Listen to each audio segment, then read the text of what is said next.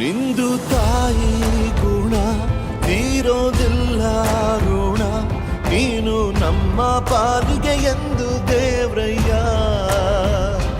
ತಾನು ನೋವ ನುಂಗಿ ಜೀವ ನೀಡೋ ಮಗ, ನಿನ್ನ ಪಡ್ಕೊಂಡಿದ್ದೆ ಪುಣ್ಯ ಗಣಯ್ಯ.